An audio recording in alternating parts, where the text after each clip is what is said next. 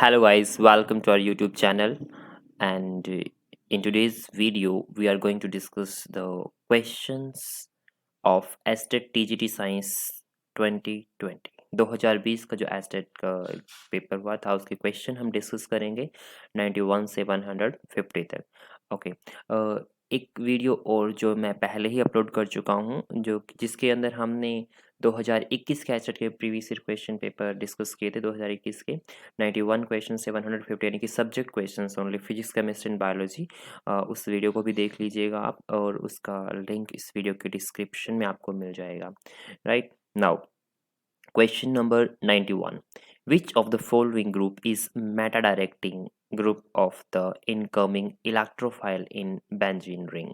Right, तो Meta directing बताना हमें, मेटा डायरेक्टिंग ग्रुप इलेक्ट्रोफाइल के लिए बेंजीन रिंग के अंदर। ठीक है, नाउ अब जो मेटा डायरेक्टिंग ग्रुप कौन से होते हैं?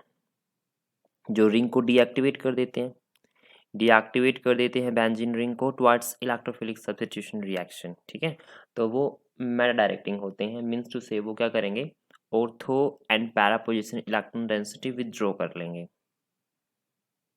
ठीक है, ऑर्थो एंड पैरा पोजिशन से इलेक्ट्रॉन डेंसिटी विदड्रॉ कर लेंगे तो डेफिनेटली जो डेंसिटी बचेगी वो कहाँ बचेगी, सिर्फ और सिर्फ मेटा पोजिशन पर ही बचेगी।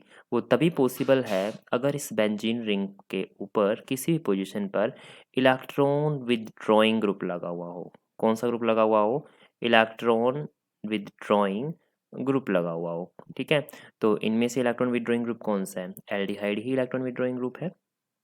ठीक है, तो मेरे पास सिर्फ एल्डिहाइड इलेक्ट्रॉन विदड्रॉइंग ग्रुप है, तो हमारा आंसर ऑप्शन ए हो जाएगा। Because NH2 amino group is also electron releasing, methoxy is also electron releasing, OH alcohol group is also electron releasing, only and only aldehyde is an electron withdrawing group. So right answer is option number 1. Right, next question number second 92, the non-living part of tomato cell in its, जो non living part होता है tomato cell का वो किसके अंदर होता है? Chloroplast, no, wrong answer. Nucleus living होता है, cell membrane living, only cell wall is the non living part of the tomato cell.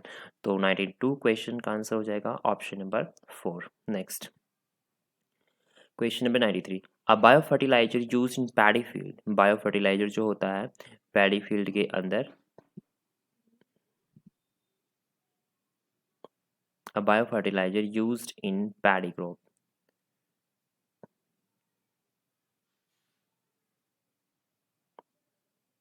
तो first option bio fertilizer paddy crop के लिए। सो बायो फर्टिलाइजर का फंक्शन होता है nitrogen fixation करना। ठीक है, नाइट्रोजन को फिक्स करना। तो option number A is the right answer for this, Azolla pinnata. ये होता है बायो फर्टिलाइजर जो पैडी फील्ड के अंदर यूज किया जाता है in case of paddy crops. Now next question number 94, we have given a simple reaction, हमें एक गिवन रिएक्शन है N2 plus 3S2 reversible with 2NH3, दो अमोनिया बन रहा है, डेल्टा H की वैल्यू नेगेटिव है, means to see exothermic reaction है। तो हमें Kp और Kc के अंदर रिलेशनशिप बतानी है। तो Kp और Kc के लिए जब हम रिलेशनशिप बताते हैं तो हमारे पास एक फॉर्मूला होता है Kp equal to Kc RT raise to power Nc। ठीक है, RT raise to the power Nc। तो अगर हमें RT raise to the power Nc की वैल्यू पता है, ठीक है, तो we can easily define the relation, हम आसानी से रिलेशन बता सकते हैं। नाउ डेल्टा Nc क्या होता है? Np minus Nr। जो ये नंबर ऑफ मोल्स गिवन है ना, ये 2 प्रोडक्ट के और ये रिएक्टेंट के 3 इधर है एंड यहाँ पर कुछ नहीं है तो 1 है। ठीक है, तो प्रोडक्ट माइनस रिएक्टेंट के नंबर ऑफ मोल्स को सब्ट्रैक्ट कर देंगे, we get the delta Nc। Delta Nc की वैल्यू मिल जाएगी। तो ब्लड के केस में 2 है, अमोनिया कोफिशिएंट 2 है, 2 मोल्स हैं यहाँ, 2 माइनस रिएक्टेंट में 1 नाइट्रोजन के लिए एंड 3 हाइड्रोजन के लिए, तो टोटल हुए 4। तो 2 माइनस 4 इज इक्वल टू 2। तो हम डेल्टा Nc की वैल्यू पुट कर सकते हैं Kp equal to Kc RT की पावर माइनस 2। ठीक है, so our right option in this of this question is Kp is equal to Kc RT raised to the power minus 2। तो हमारा ये ऑप्शन क्या हो जाएगा? करेक्ट हो जाएगा। मीन्स उससे option number 1 is the right answer for this question. Next, the acceleration of A particle performing simple harmonic motion SHM। Again also in wave से एक न्यूमेरिकल आया हुआ है। सो एक्सेलरेशन दे रखा है 12 centimeter per second square, right. A distance of 3 centimeter from equilibrium position, equilibrium position से उसकी distance कितनी है, 3 सेंटीमीटर है। Then its time period will be, इसका टाइम पीरियड क्या होगा, लेट्स चेक। अब हम चेक करते हैं इसका सोल्यूशन। नेक्स्ट, नाउ एक्सेलरेशन हमें गिवन है, तो this is 12 centimeter per second square. Length of that pendulum is 3 centimeter. Now time period for a simple pendulum is 2 pi square root of L by Z, right? So L की value given है, A you can say Z, दोनों ही same है यहाँ। तो आप L given है, Z given है, तो time period can be calculated. तो 2 pi square root 3 centimeter divide by 12 centimeter per second square, तो सेंटीमीटर से सेंटीमीटर और कैंसिल करोगे 1/4 सेकेंड स्क्वेयर। स्क्वेयर रूट लोगे इसका, t is equal to 2 pi into half second, 2 से 2 कैंसिल हो जाएगा, आंसर आएगा पाई सेकेंड। नॉर्मली पाई की वैल्यू क्या होती है, 3.14 सेकेंड। सो हमारा time period for this simple harmonic motion के लिए कितना आया, 3.14 second. So right answer is 3.14 second. तो इसका आंसर 3.14 सेकेंड हो जाएगा। Next question, malaria is caused by, malaria किसके द्वारा कोज होता है, नाउ प्लाज्मोडियम। सबको पता है, very simple question, Plasmodium is right answer. Female Anopheles जो मॉस्किटो होता है, कैरियर होता है मलेरिया के लिए, मलेरिया का मेन कोज नहीं होता, right. So option number 1 is the right answer for this particular question. Next, the rice water turns black blue on addition of फ्यूल्ड drops of iodine solution, very simple question है ये भी। Now the in this indicate the presence of, मान लो मेरे पास rice water है, अगर मेरे पास राइस वाटर डेफिनेटली उसके अंदर स्टार्च होगा, ठीक है। और अगर उसके अंदर आयोडीन सॉल्यूशन डाल देते हैं तो वो ब्लैक ब्लू टर्न में, मतलब ब्लैक ब्लू कलर हो जाएगा वहाँ जहाँ पर भी हम आयोडीन सॉल्यूशन डालेंगे। जो ये ब्लैक ब्लू कलर क्या इंडिकेट करता है, it detect the presence of starch in a given solution, solution के अंदर स्टार्च की डिटेक्शन को बताता है। तो our right answer for this question is fourth, that is starch. Next question, which of the following class of arthropoda have animals with two pair of antennae and green glands? So option number 1 is the right answer for this particular question, crustacea. Next question, which of the following statement is or are false? आपको बताना कौन सी statement false है और कौन सी statement correct है। अगर आपको पता है तो you can easily tell which one is right and which one is false statement. Next, fibroblasts store food in adipose tissue. This is a wrong statement. Adipose tissue fibroblast food store nahi karta. Next, natural granule are found in granulocytes. This is also a false statement. Blood platelets are formed from macrophages. This is also a false statement. Serum globulin act as an antibody. This is a right statement. But इन्होंने again question ध्यान से पढ़ो कि false statement कौन कौन सी है वो पूछा, इन्होंने ये नहीं पूछा which one is a correct statement. तो option 1 is a right answer. A, B, C, all the 3 statement are incorrect, that are false. That's why option A is the correct answer for this particular question. Next question number 100.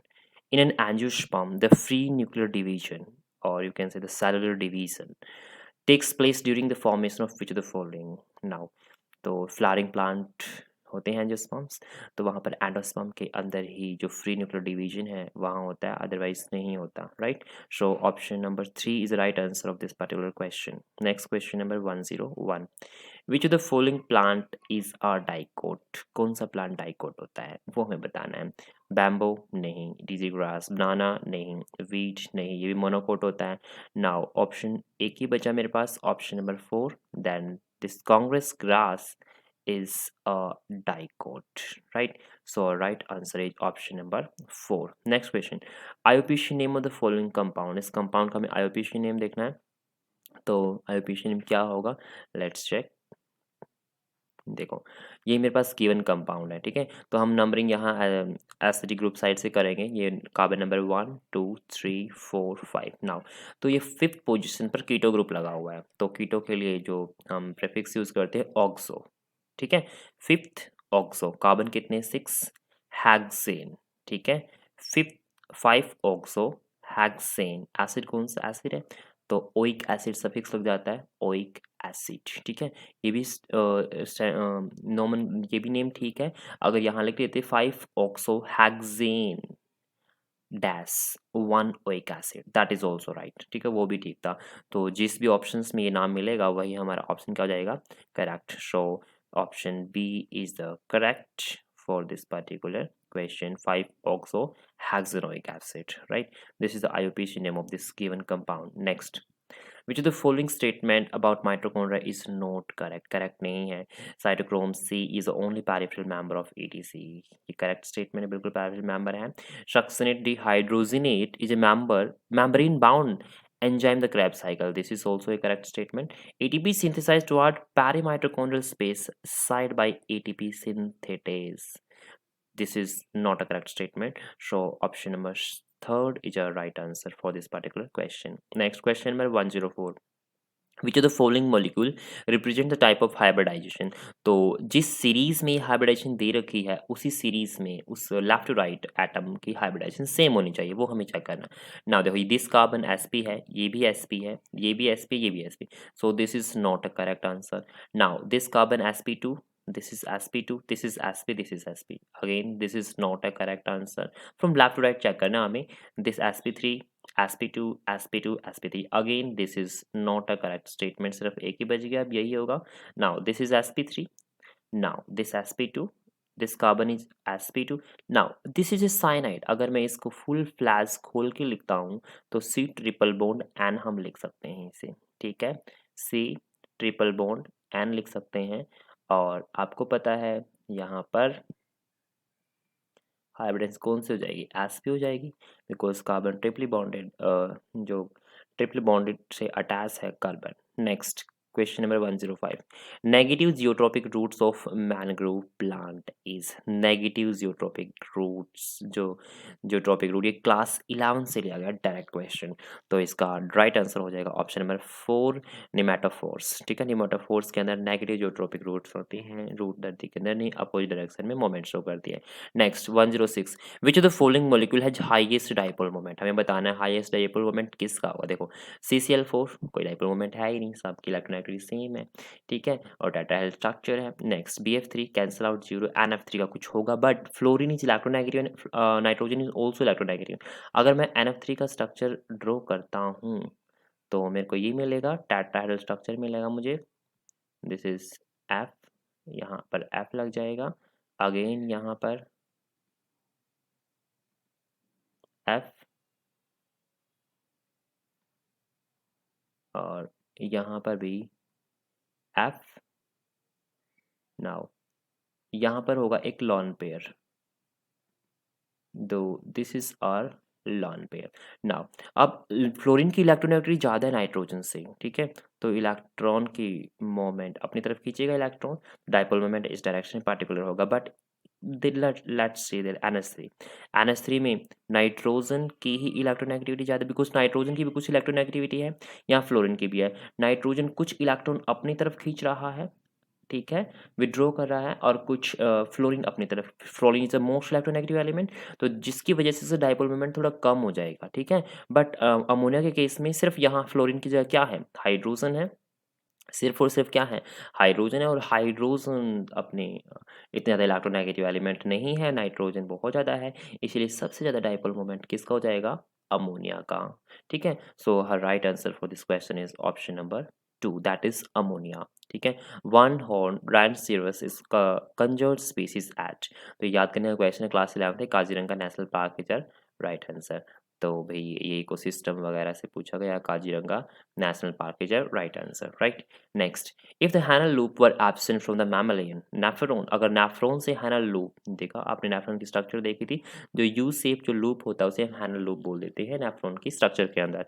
तो कौन सी statement, which of the following is to be expected, कौन सी statement ठीक मिलेगी, ठीक है. Now देख लेते हैं. Urine will be more concentrated. अगर हैनल लूप एब्सेंट हो जाए, निकाल दिया जाए, हैनल लूप हो ही ना नेफ्रॉन के अंदर, तो urine will be more concentrated. क्या यूरिन मोर कंसनट्रेटेड होगा? नहीं, बिकॉज रीएब्जॉर्प्शन का काम करता है हैनल लूप, रीएब्जॉर्ब कर लेता है बहुत सारे सब्सटेंसेस को. अगर रीएब्जॉर्ब करेगा तो यूरिन तो कंसनट्रेटेड तब होगा जब हैंड लूप प्रेजेंट होगा. अगर हैंड लूप प्रेजेंट नहीं होगा तो यूरिन कंसनट्रेटेड नहीं होगा. Next, urine will be more diluted. Yes, बिल्कुल राइट स्टेटमेंट. यूरिन ज़्यादा डायल्यूट होगा. अब ज़्यादा डायल्यूट क्यों होगा? क्योंकि हैंड लूप तो है नहीं. अगर हैंड लूप एब्सेंट है, अगर हैंड लूप एब्सेंट है, अगर हमारे नेफ्रॉन के स्ट्रक्चर से, नेफ्रॉन के अंदर से हैनल लूप एब्सेंट है तो क्या होगा, अगर हैनल लूप एब्सेंट हो गया तो रीअब्जॉर्ब नहीं करेगा, ठीक है। अगर रीअब्जॉर्ब नहीं करेगा तो हमारा यूरिन बॉडी से बाहर जो निकलेगा वो मोर डाइल्यूटेड होगा, कंसंट्रेटेड नहीं होगा। That's why option number B is a right answer. There will be no urine formation, urine तो फॉर्मेशन होगा, there will be hardly any change the quality of urine, नहीं बिल्कुल चेंज होने वाला है। तो option statement number 2 that is option number 2 is the right answer for this particular question. Next question, which is the following carbonate ore of zinc. देखो again, which the following carbonate, सब के सब carbonate दे रखे हैं, कौन सा carbonate है, ठीक है, किसका, जिंक का कार्बोनेट और कौन सा है, हमें ऑप्शन दे रखे हैं जिंक का कार्बोनेट, तो कैलामाइन, ये कैलामाइन का केमिकल फॉर्मूला होता है जिंक कार्बोनेट, ZnCO3, ठीक है। तो this is the ore of what, zinc, that is carbonate, or so our right statement is option number 2, option number 2 calamine is right answer for this particular question। ये आपको और याद करने, कई बार question आ जाता है केमिस्ट्री में और से, ठीक है। Next question, how many different kind of gamete will be produced in a plant by plant having the genotype, again inheritance chapter से ये क्वेश्चन आया है 12th क्लास से। तो right answer for this particular question is option number 4 that is 2, दो gamete होंगे इसे produce, इस टाइप के जीनोटाइप को प्रोड्यूस करने के लिए। Next question number 111, the horizontal range of A projectile is 4√3 times of its maximum height. Horizontal range जो है आर की वैल्यू है 4√3 टाइम्स ज़्यादा है किससे, मैक्सिमम हाइट से। What will be the value of its projection angle, angle of projection आपको निकालना है। तो एंगुलर प्रोजेक्शन में और हॉरिजॉन्टल प्रोजेक्शन में आपने क्लास 11th में पढ़ा है क्वेश्चन ये। नाउ देख लेते हैं, r is equal to 4√3h given है, पता है r की वैल्यू हॉरिजॉन्टल प्रोजेक्शन में u square sine 2 theta divide by g थी, h की value u square sine square theta by 2g थी। तो कैंसिल और कैंसिल कर दो, जी से जी कैंसिल हो गया, यू स्क्वायर से यू स्क्वायर कैंसिल हो गया हमारे पास। तो साइन 2 थीटा का फॉर्मूला खोल देते हैं हम, 2 sine theta cos theta is equal to sine square theta 4√3 divide by 2। So again sine से एक साइन कैंसिल, एक साइन थीटा से एक sine theta cancel. Okay now देखो यहाँ 2 से ये 4 कैंसिल हो जाएगा, ठीक है, 4 कैंसिल हो जाएगा, अगेन 2 से फिर 2 कैंसिल हो जाएगा, we get only cos theta is equal to √3 sine theta. Now अब मैं कोस थीटा को राइट साइड में लेके जाता हूँ और √3 को लेफ्ट साइड में लेके जाता हूँ, तो we get tan theta is equal to 1/√3। अब 1/√3 वैल्यू tan के किस एंगल पर होती है, 30 डिग्री पर, tan theta is equal to tan 30 degree, तो tan से tan cancel, we get only theta is equal to 30 degree. तो मेरा राइट आंसर क्या जाएगा, 30 degree, that is the projectile angle, ये मेरा प्रोजेक्टाइल एंगल है। तो मेरा option number 3 is a right answer, right. Next, deficiency of which of the following vitamins causes pernicious anaemia. तो एनीमिया किसके कॉज की वजह से होता है, तो आंसर इज विटामिन B12, ठीक है। विटामिन B12 की कमी से हमें पर्निशियस एनीमिया हो जाता है। Next question, a source of sound of frequency 600 hertz, एक कोई सोर्स है साउंड फ्रीक्वेंसी कितने 600 हर्ट्ज, वो हम उसे प्लेस करते हैं वाटर के अंदर। The speed of sound in water, पानी के अंदर स्पीड साउंड की कितनी है 1500 मीटर पर सेकंड, एंड एयर के अंदर 300 मीटर पर second. The frequency of sound recorded by observer in air, तो एयर के अंदर हमें स्पीड ऑफ साउंड बतानी है। नाउ जो इस फ्रीक्वेंसी है, फ्रीक्वेंसी के ऊपर किसी मीडियम का कोई इफेक्ट पड़ता नहीं, ठीक है। तो when rays travel from one medium to another, then velocity of the ray change, velocity बदलेगी, wavelength of the ray change, wavelength भी बदलती है, but frequency does not change, frequency change होती ही नहीं।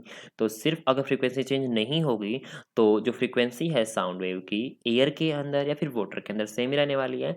तो एयर के अंदर भी कितने रहेगी, 600 हर्ट्स रहने वाली है। So our right answer is option number 3 that is 600 hertz. Very simple question, ठीक है। वैसे स्टेटमेंट लेंदी बना दी, जिसे कॉन्सेप्ट पता था बहुत ही कम टाइम में क्वेश्चन हो जाता है। Next, electromagnetic waves are transverse in nature, it is evident by, electromagnetic wave transverse nature की होती है, तो ये कौन से फिनोमिना एक्सप्लेन करता है, answer is polarisation, polarisation explain करता है। तो ऑप्टिक्स में क्लास 12 में सिंपल दे रखा पोलराइजेशन, तो क्लास 12 से भी क्वेश्चन आ रहे हैं। Food storing plant part in onion, तो डेफिनेटली लीव्स है, प्लांट की लीव के अंदर भी फूड स्टोर होता है। Next question number 16, if the rate constant for some reaction K is equal to 3 to 10 की power minus 4 mole mole per second, then its order is, again chemical kinetics class 12th unit से question पूछा गया है simple order का। अगर आपको formula पता है, फॉर्मूले के अंदर जो रेट कांस्टेंट की यूनिट है वो पता है कि किस ऑर्डर के है, तो यू कैन इजीली गैस, ठीक है। तो आप आसानी से बता सकते हो। तो जीरो ऑर्डर के लिए क्या होता है, moles per litre. First order के लिए रेट कांस्टेंट की यूनिट क्या होती है, पर सेकंड। एंड सेकंड ऑर्डर के लिए क्या होती है, लीटर पर मोल पर second. So the order for this particular reaction is 2।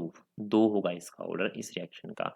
Now next, the taxonomic studies based on DNA are the part of, देखो taxonomic studies again ये क्लास 12 से पूछा गया क्वेश्चन। डीएनए की स्टडी को क्या बोलते हैं, कीमो टैक्सोनॉमी से क्या बोलते हैं, chemotaxonomy. So option number 2 is our right answer. अगर पूछे न्यूक्लियस की, तो न्यूक्लियस का मतलब कार्यो होता है, ठीक है, तो उसे क्या बोलेंगे, कार्यो टैक्सोनॉमी बोलेंगे, simple. Next question number 118, the chlorophyll is absent. तो आपको बताना है क्लोरोफिल किसके अंदर एब्सेंट होता है, लाइकेन के अंदर प्रेजेंट होता है, फोटोसिंथेसिस होती है, एल्गी के अंदर भी प्रेजेंट होता है, फोटोसिंथेसिस होती है वहाँ पे, ब्रायोफाइट्स के अंदर भी, बट फंजाई के अंदर, फंजाई के अंदर क्लोरोफिल क्या होता है, एब्सेंट होता है। So a right answer is option number 3। Next, neoprene is prepared by polymerization of which of the following? Again, polymer unit, class 12th, polymer से क्वेश्चन पूछा गया है। नियोप्रीन एक पॉलीमर है, उसकी मोनोमर यूनिट पूछी गई है। तो answer is 2 chloro 1 3 butadiene. Option 1 is our correct answer. तो नियोप्रीन के लिए क्या है, 2 क्लोरो 1 3 ब्यूटाडाइन। ये भी क्लास 12 से क्वेश्चन पूछा गया डायरेक्टली, ठीक है। Next, the structure and functional unit of life, the cell was discovered by, cell की डेफिनेशन भी दे दिया, पूछा सेल किसने डिस्कवर की, रॉबर्ट हुक ने। तो मेरे पास यहाँ रॉबर्ट हुक ही था। अगर ये बोलता डेड सेल तो आंसर इज रॉबर्ट हुक, अगर बोलता लिविंग सेल तो Antonie van Leeuwenhoek is the right answer for that question. But यहाँ इन्होंने ऑप्शन में ही नहीं है, उस साइंटिस्ट का नाम तो रॉबर्ट हुक ही था। So right answer is option number 2। Next question number 121, a compound contain 4% hydrogen. Compound है मेरे पास सैंपल, उसके अंदर 4% हाइड्रोजन है, 24% कार्बन है, एंड 71% क्या है, क्लोरीन है। उसका मोलर मास दे रखा है, कंपाउंड क्या दे रखा है, molar mass 99 gram. It's molecular formula हमें निकालना। तो again this question is asked from class 11th first unit chemistry, ठीक है। तो क्लास 11 12 से भी क्वेश्चन पूछे जा रहे हैं किसके अंदर, एस्टेट टीजीटी साइंस के अंदर। नेक्स्ट, तो सबसे पहले हम क्या करेंगे, हम देखेंगे इस कंपाउंड के अंदर एलिमेंट कौन से हैं। तो हाइड्रोजन है, इसके अंदर कार्बन है, क्लोरीन है। जो उसका मास गिवन है, देखो परसेंट में गिवन था, यहाँ पर परसेंट में था, तो हम इसका 100 ग्राम मान लेंगे। तो 4 ग्राम हाइड्रोजन का हो जाएगा, 24 ग्राम कार्बन का, एंड 71 ग्राम किसका हो जाएगा, क्लोरीन का हो जाएगा। तो मैंने लिख लिया 4 ग्राम किसका है, हाइड्रोजन का, 24 ग्राम किसका है, कार्बन का, एंड 71 ग्राम किसका है, क्लोरीन का। नेक्स्ट, मोलिकुलर मास, तो हाइड्रोजन का होता है 1.008, कार्बन का होता है 12, और क्लोरीन का होता है 35.5, ठीक है। तो हम इस मोलर मास को इससे डिवाइड कर देंगे, ठीक है, mass divide by molar mass, मुझे नंबर ऑफ मोल मिल जाएंगे। क्या मिल जाएंगे मुझे, नंबर ऑफ मोल्स। तो 4/1 डिवाइड करोगे तो 4 ही बचेगा। नेक्स्ट, 24/12 डिवाइड करोगे कितना बचेगा, 2 बचेगा। 71 बाई 35.5 करोगे तो कितना बचेगा, 2। तो अब हमें क्या करना है, तो वो मिनिमम नंबर से डिवाइड करना है, वो छोटे से छोटा नंबर पता होना चाहिए जिससे तीनों के जो नंबर डिवाइड हो सके। तो इसका 2 ही एक ऐसा नंबर है जो इन तीनों को डिवाइड कर सकता है, ठीक है। तो हम क्या करेंगे, 2 से डिवाइड करेंगे 2 आएगा, ये 4 को 2 से डिवाइड करेंगे 2, 2 को करेंगे 2 से 1, एंड 2 को 2 से करेंगे 1। तो मेरे पास रेशो आ गया उन एलिमेंट्स का। तो एम्पिरिकल फॉर्मूला मैं आसानी से लिख सकता हूँ, HCl लिखूंगा, उसके नीचे रेशो कितना, हाइड्रोजन का 2 है, तो हाइड्रोजन के बेस में क्या लिख दो 2, कार्बन का कितना है 1 है, तो कार्बन के बेस में क्या लिख दिया मैंने 1। अगेन क्लोरीन का कितना है 1 है, तो क्लोरीन के नीचे 1 लिख दिया। तो मेरे को पास फॉर्मूला मिला CH2Cl, but this is empirical formula, क्योंकि वहां पर ऑलरेडी मोलर मास गिवन है। क्या गिवन है, मोलर मास। अगर मोलर मास नहीं गिवन होता तो हम यहीं तक छोड़ देते, बट वहाँ मोलर मास गिवन है, और सिर्फ हमने अब तक एम्पिरिकल फॉर्मूला ही निकाला है। तो हम एक ऐसा होल नंबर निकाल लेंगे जिससे हम इस फॉर्मूला को डिवाइड कर दें और मेरे को क्या मिल जाए, मोलिकुलर फॉर्मूला मिल जाए। तो हम क्या करेंगे, molar mass divide by empirical mass. Molar mass 99 था और एम्पिरिकल मास 49.5 था, कैंसिल करेंगे तो क्या आएगा, 2 आएगा, और इस एम्पिरिकल फॉर्मूला को मैं 2 से मल्टीप्लाई कर दूंगा। तो C2H4Cl2 is our molecular formula of a given compound। Given compound का हमारे पास मोलिकुलर फॉर्मूला है C2H4Cl2। नाउ ऑप्शन कौन सा है, option number 3 is right answer. This is direct question, ठीक है, जो कि क्लास 11 से पूछा गया, ठीक है। So option number 3 is right answer for this particular question. Next question, class 11th। Which of the following is not true about prokaryotic cell? Prokaryotic cell के बारे में कौन सा स्टेटमेंट ट्रू नहीं है? Replication of DNA occur in cytoplasm. देखो, prokaryotic cell well defined nucleus है नहीं, सेल मेम्ब्रेन बाउंड न्यूक्लियस भी नहीं, मेम्ब्रेन बाउंड ऑर्गेनेल्स भी नहीं है, तो replication of DNA occur in cytoplasm, cytoplasm जो होगा डेफिनेटली हो सकता है।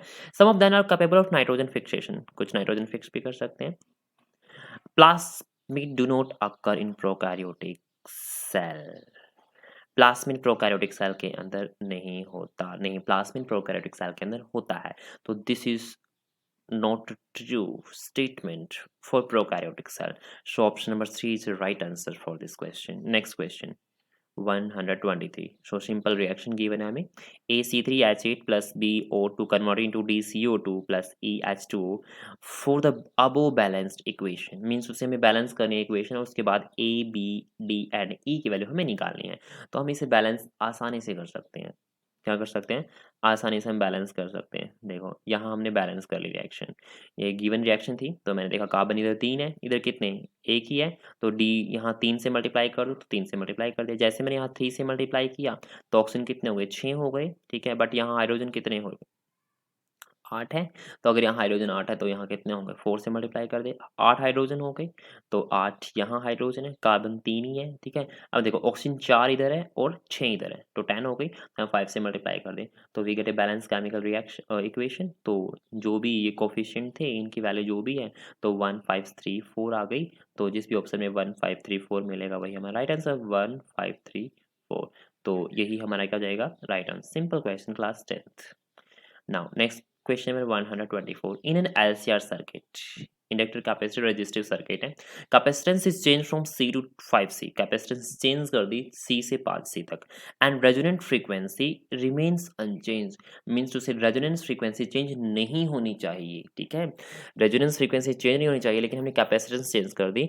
अगर resonance frequency change नहीं होगी, you have to calculate inductance. तो इंडक्टेंस की वैल्यू कितनी बदलूं, कितनी चेंज करूं कि रेजोनेंस फ्रीक्वेंसी चेंज ना हो। अगर मैं कैपेसिटेंस को C से 5C चेंज कर रहा हूं और रेजोनेंस फ्रीक्वेंसी कांस्टेंट रखने की कोशिश कर रहा हूं, तो इंडक्टेंस में कितना चेंज आएगा, नई इंडक्टेंस कितनी होगी।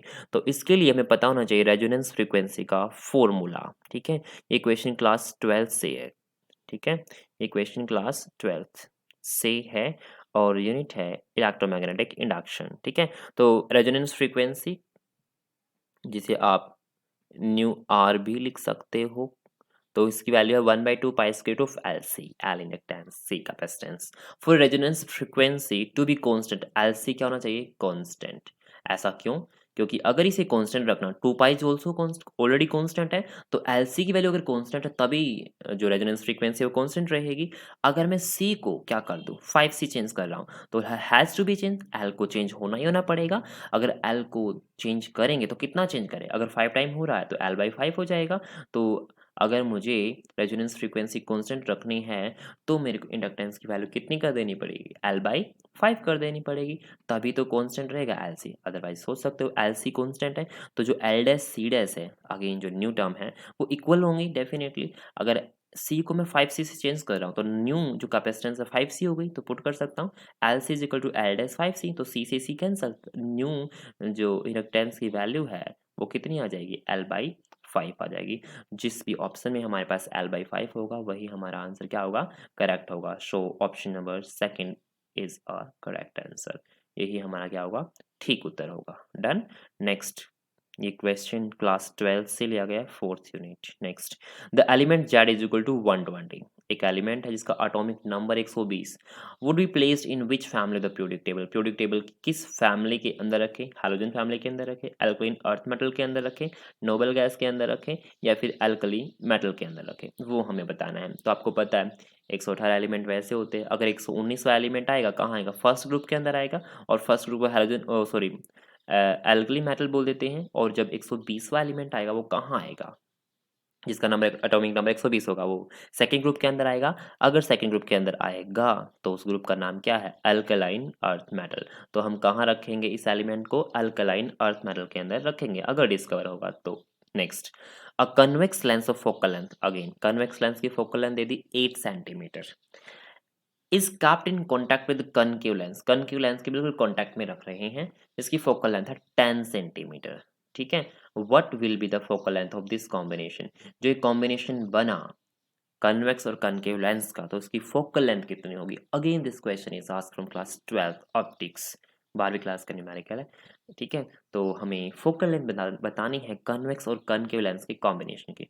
Let us just see the solution of this question. Now देखो, f1 कन्वेक्स लेंस के लिए 8 सेंटीमीटर गिवन है, f2 -10 सेंटीमीटर। देखो कनकेव की तो क्या होती है, माइनस ही होती है, अगर कंबाइन करेंगे तो फोकल लेंथ ऐड अप हो जाएंगी, ठीक है, क्योंकि f2 की तो ऑलरेडी नेगेटिवली सब्ट्रैक्शन का साइन भी मिलेगा आपको कई जगह, ठीक है। अगर आप डायरेक्ट फॉर्मूला चेक करोगे कुछ बुक्सेस के अंदर, तो वो लिखेंगे अगर कन्वेक्स कन्वेक्स का कॉम्बिनेशन है तो प्लस, अगर कन्वेक्स कनकेव कॉम्बिनेशन है तो माइनस हो जाएगा। बट हमने ऑलरेडी यहाँ जो कनकेव लेंस की फोकल लेंथ है वो माइनस में ले ली है, इसलिए प्लस से ही हमारा इजी इक्वेशन सोल्व हो जाएगा, ठीक है। 1/8 माइनस साइन आ जाएगा because f2 is minus, concave lens की फोकल लेंथ नेगेटिव होती है 1/10, तो एलसीएम लेंगे तो मेरे पास 2/80 that is 1/f is equal to 1/40 आया, तो f की वैल्यू कितनी आ गई +40 सेंटीमीटर। तो इस कॉम्बिनेशन, दो कन्वेक्स और कनकेव लेंस का कॉम्बिनेशन है, इसकी फोकल लेंथ कितना है +40 centimetre. So option number 4 is a right answer, option number 4 हमारा क्या होगा,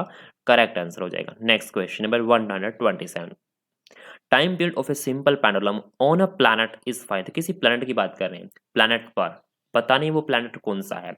टाइम पीरियड दे दिया सिंपल पेंडुलम का 5 सेकंड, तो इफेक्टिव लेंथ है उसकी कितनी है 5 मीटर है, ठीक है। अगेन 5 सेकंड उसका टाइम पीरियड दे रखा है, 5 मीटर उसकी क्या दे रखी है, लेंथ दे रखी है, किसी प्लैनेट पर है, क्या है, किसी प्लैनेट पर है। Now how long should it make to make oscillation 20 oscillation in 30 second. तो हमें कोई दूसरा अगर पेंडुलम बनाना है, ठीक है, तो हम उसकी लेंथ कितनी लें कि वो 20 ऑसिलेशन 30 सेकंड में कर दे, कंप्लीट कर दे। मीन्स उसे ये हमें क्या दे रखी है, उसकी फ्रीक्वेंसी दे रखी है, एक्चुअली क्या दे रखी है, frequency, because number of oscillation पर सेकंड, एक सेकंड में कितने ऑसिलेशन होंगे दैट इज फ्रीक्वेंसी, राइट। तो यहाँ से फ्रीक्वेंसी की वैल्यू निकल जाएगी, और जो यहाँ पर टाइम पीरियड दे रखा है मेरे पास और उसकी लेंथ दे रखी है सिंपल पेंडुलम की, यहाँ से मैं जी की वैल्यू निकाल लूंगा। अब जी की वैल्यू अगेन कोई जो दूसरा फॉर्मूला है टाइम पीरियड या फ्रीक्वेंसी वाला वहां पुट कर दूंगा, तो मुझे न्यू पेंडुलम की क्या मिल जाएगी, लेंथ मिल जाएगी। Let us check now, check कर लेते हैं। देखो frequency is equal to 1/t, 1/t होता है, टाइम पीरियड पता है 1/2 pi square root G by L हो जाएगा, बिकॉज फ्रीक्वेंसी का फॉर्मूला लगाया मैंने for simple pendulum. Simple pendulum की बात हो रही है, अब बात किसी प्लैनेट की कर रहे हैं, तो यहाँ प्लैनेट की बात है, मेरे पास एक्सेलेस टाइम पीरियड है, टी है, एल लेंथ ऑफ पेंडुलम है, तो जी की वैल्यू इस फॉर्मूले से निकल जाएगी, ठीक है। अगर ये वाला फॉर्मूला यूज करूंगा मैं, तो इजीली क्या निकाल सकते हैं, G acceleration due to gravity निकाल सकते हैं। नाउ t is equal to 5 second, l is equal to 5 metre given है ये हमें, तो 1/t is equal to 1/2 pi square root G by L, ये फॉर्मूला होता है। यहाँ पर t की वैल्यू पुट करो और l की वैल्यू पुट करो, और पुट करने के बाद g की वैल्यू आप इजीली कैलकुलेट कर सकते हो। यहाँ से आगे मेरे पास g की value, g is equal to 4 pi square by 5, ये मेरे पास g की वैल्यू आ गई। नाउ अब देखो, let the other pendulum whose length is l, capital L मान ली मैंने, फ्रीक्वेंसी क्या होगी उसकी, number of oscillation by total time, because frequency ही हमें कैलकुलेट करनी है, क्योंकि इन वर्डिंग की फॉर्म में गिवन है, तो फ्रीक्वेंसी 20/30, तो 2/3 हर्ट्ज आ गई फ्रीक्वेंसी। नाउ अब मैं फ्रीक्वेंसी वाला फॉर्मूला लगा सकता हूँ इजीली, तो nu is equal to 1/2 pi square root of G by L, L is the length of new pendulum, G again, क्योंकि जी की वैल्यू तो किसके ऊपर डिपेंड करती है, प्लैनेट के ऊपर डिपेंड करती है, और प्लैनेट तो सेम ही है, सेम ही प्लैनेट है, तो जी की वैल्यू यहाँ से हम डायरेक्ट यूज कर लेंगे, ठीक है। फ्रीक्वेंसी अभी भी निकाली 2/3 हर्ट्ज, तो L can be calculated, L आसानी से कैलकुलेट कर सकते हैं, तो न्यू की value 2/3 is equal to 1/2 pi square to 4 pi square by 5 divide by L, ये एल जी की वैल्यू स्टार इक्वेशन से मैंने यहाँ पुट कर दी, ठीक है। जो कैंसिल और कैंसिल कर दो, ठीक है। नाउ अभी स्क्वायर रूट में तो स्क्वेयरिंग बोथ साइड, हमने क्या कर दिया, स्क्वेयरिंग बोथ साइड, दोनों तरफ स्क्वेयर कर दिया, तो 4/9 इज इक्वल टू 1/5 है, तो एल की वैल्यू क्या निकल आई मेरे पास 9/20। अगर कैलकुलेट करूंगा मैं इसे, तो एल की वैल्यू 0.45 मीटर आई, कितनी आई 0.45 metre. Now so option number 3 is our right answer for question number 127। तो न्यूमेरिकल सिंपल था, कुछ ज़्यादा लंबा चौड़ा नहीं था। अगेन क्लास 12 से मैंने ऑसिलेशन दे रखा है। Next the resistivity, sorry class 11th, otherwise ये 9th में भी है अगर आप थोड़े सा हाई स्टैंडर्ड की बुक पढ़ोगे।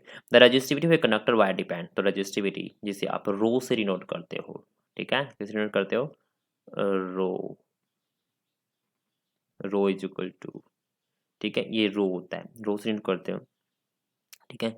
तो वो बताना है कि रजिस्टिविटी किसके ऊपर डिपेंड करती है?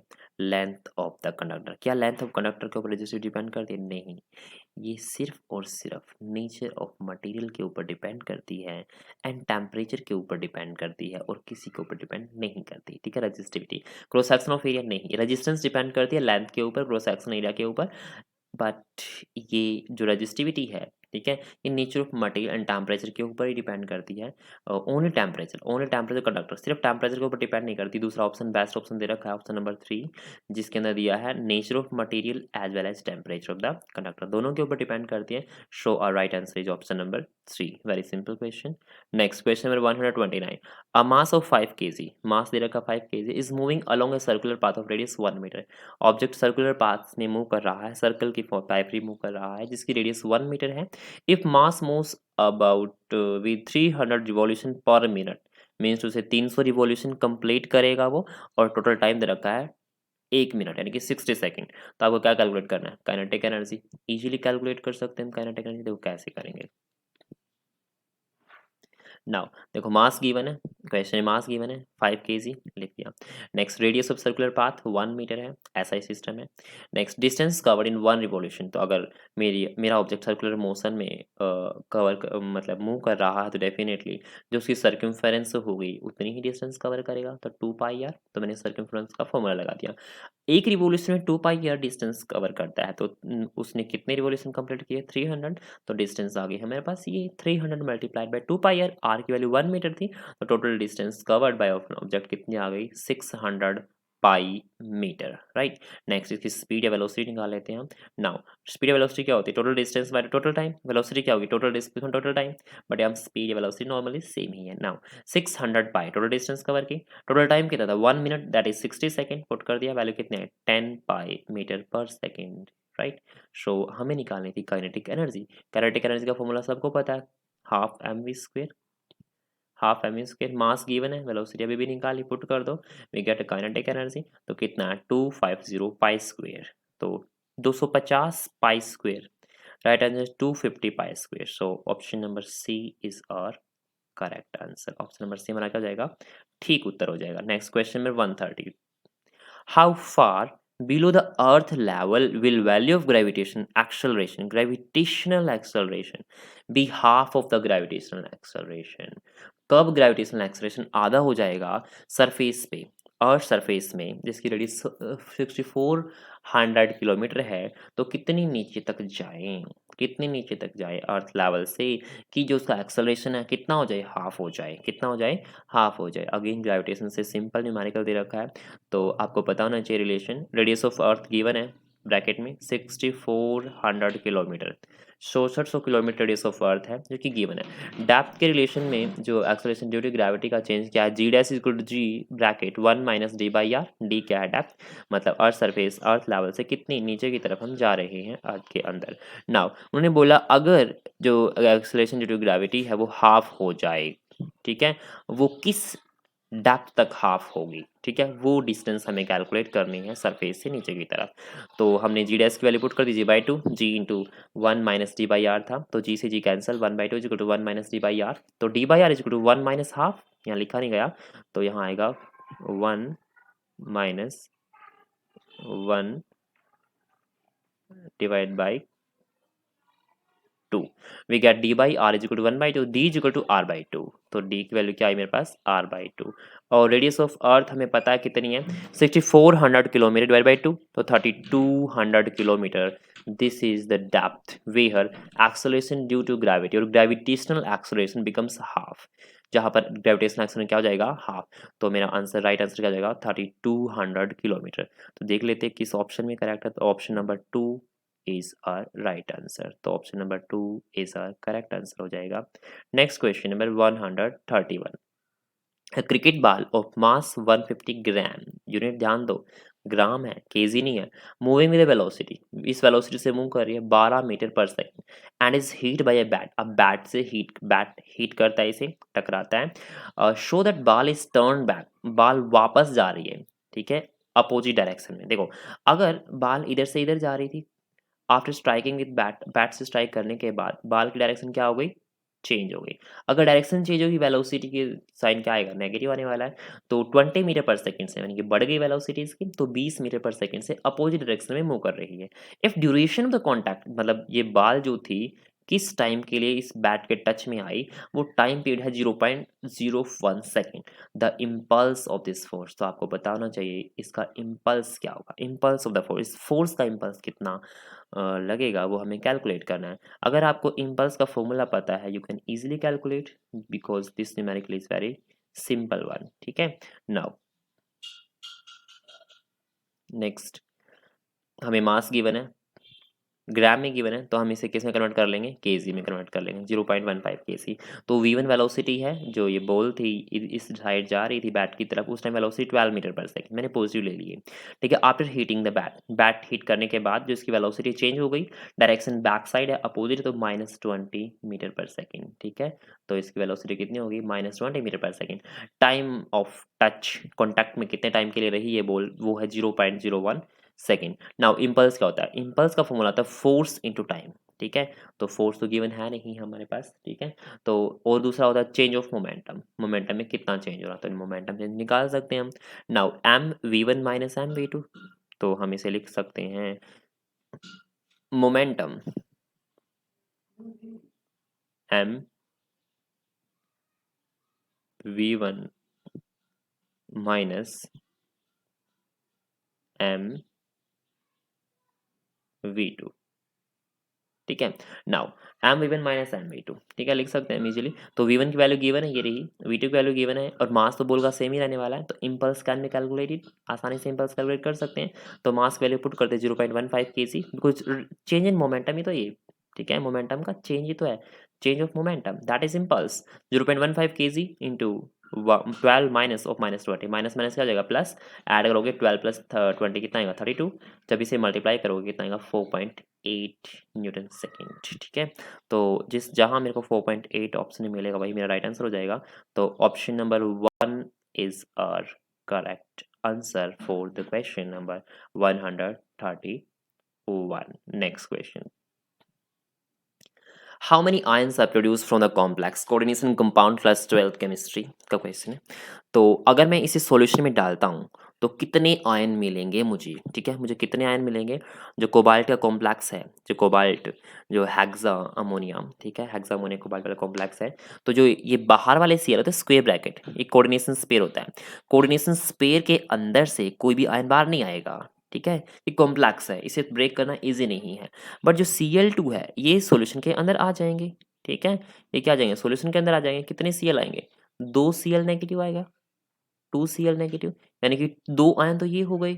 ठीक है, और तीसरा आयन कौन सा है, कॉम्प्लेक्स का CONH3 होल 6 के ऊपर 2 पॉजिटिव चार्ज। ठीक है, CONH3 लिखा नहीं जाएगा मेरे से अच्छे से, CONH